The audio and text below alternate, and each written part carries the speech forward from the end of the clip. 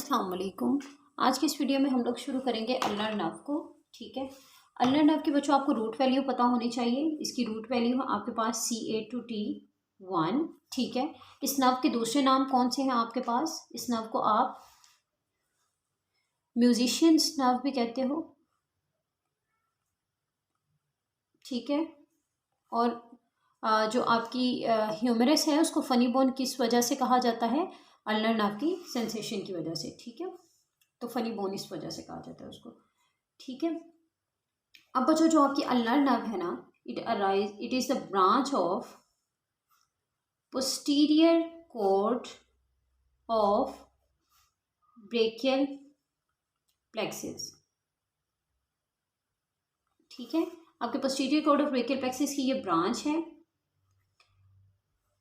अब जो आपकी अल्नर नर्व है ना, ये आर्म में एंटर किस तरह से होती है?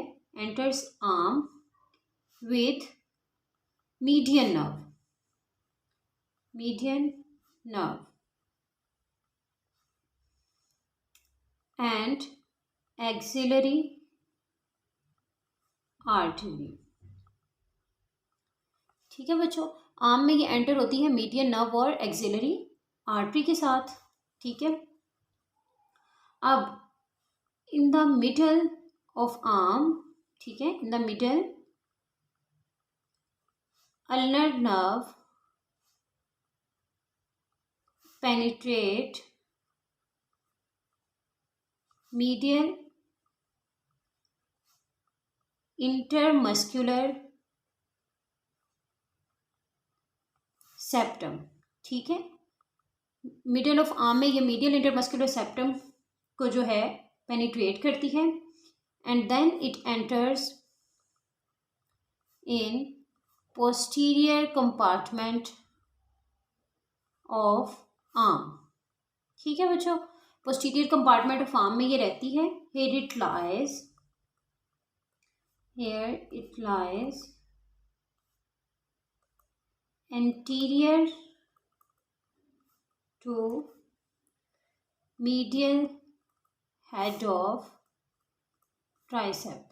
ठीक है, मीडियल हेड ऑफ ट्राइसेप की ये एंटीरियर साइड पे रहती है। Pass posterior to medial epicondyle of humerus. ठीक है, मीडियल एपिकोंडाइल ऑफ ह्यूमरस की पोस्टीरियर साइड से ये गुजरती है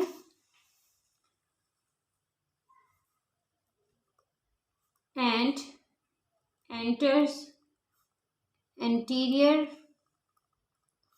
कंपार्टमेंट ऑफ फोर आर्म। ठीक है, आर्म से कहाँ से निकली ये? आपके मीडियल एपिकोंडाइल से ये एंटीरियर साइड पे आ गई और एंटीरियर साइड पे आने के बाद जैसे ये देखो बच्चों, ये आपका मैं मीडियल एपिकोंडाइल बनाऊँ, यहाँ से इस मीडियल एपिकोंडाइल के पोस्टीरियर साइड से एंटर होके ये आपके फोर आर्म में इस तरह से एंटर हो जाती है। ठीक है, here it pass between two heads of flexor carpi ulnaris muscle.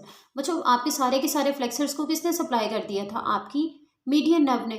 ठीक है, आपको जो फ्लेक्सर रह गए थे वो कौन सा रह गया था? फ्लेक्सर कार्पाई अल्नरिस और फ्लेक्सर डिजिटोरम प्रोफंडस का मीडियल हाफ। तो इन दोनों को कौन सप्लाई कर देगी? आपकी अल्नर नर्व। ठीक है, pass between two heads of flexor carpi ulnaris runs downward in medial side of forearm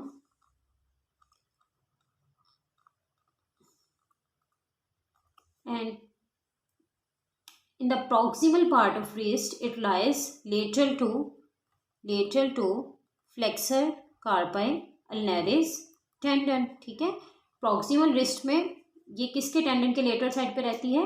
flexor carpi अल्नरिस के। अब मैं यहाँ पे ड्रॉ कर लेती हूँ अगला फ्लो चार्ट। ठीक है, फ्लेक्सर कार्पाई अल्नरिस के टेंडन के लेटरल साइड पे रही। Then and here ulnar artery, ulnar at the level of wrist, ulnar artery is lateral to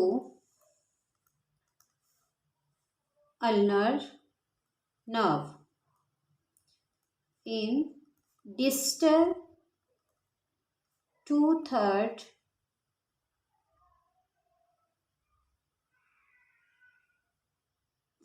part. Then it enters in hand, pass superficial to flexor retinaculum and lateral to pisiform. बच्चों होता क्या है, देखो जो आपके पास MCQ एक आता है कि आप बताएं कि वो कौन सी नर्व है जो सुपरफिशियल टू फ्लेक्सर रेटिनाकुलम गुजरती है। तो बच्चों आपकी जो अल्नर नर्व है ना, ये सुपरफिशियल टू फ्लेक्सर रेटिनाकुलम गुजरती है, ठीक है। ये डीप उसमें से फ्लेक्सर रेटिनाकुलम में से नहीं गुजरती। और ये लेटरल टू पिसिफॉर्म बोन, आपकी पिसिफॉर्म बोन जो ये वाली है ना, ठीक है, इसकी लेटरल साइड से ये इस तरह से हैंड में आपके एंटर हो जाती है, इसकी लेटरल साइड से, ठीक है। तो आपका फ्लेक्सर रेटिनाकुलम तो इस पोर्शन में पड़ा हुआ है, तो उसके नीचे से नहीं ये गुजरती, बल्कि साइड से होके इस तरह से पिसिफॉर्म बोन की लेटरल साइड पे इस तरह से होके, ठीक है, ये आपके हैंड में एंटर हो जाती है। ठीक हो गया। पिसिफॉर्म के बाद ये 2 ब्रांचेस में डिवाइड हो जाती है, ठीक है। कौन कौन सी बच्चों 2 ब्रांचेस, एक तो है इसकी deep branch and second one is it's superficial branch. जो इसकी डीप ब्रांच है ना बच्चों, वो आपके हाइपोथिनार को सप्लाई करती है, हाइपोथिनार को, उसके अलावा आपके इंटेरोशियाई को, ठीक है, 4 पाल्मर इंटेरोशियाई, 4 डोर्सल इंटेरोशियाई, ठीक है, सारे इंटेरोशियाई को सप्लाई करती है। उसके अलावा बच्चों एडक्टर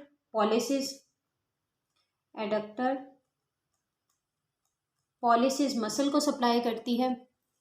उसके अलावा 2 लम्ब्राइकल्स को, मीडियल साइडेड लम्ब्राइकल्स को, ठीक है, इनको सप्लाई करती है ये।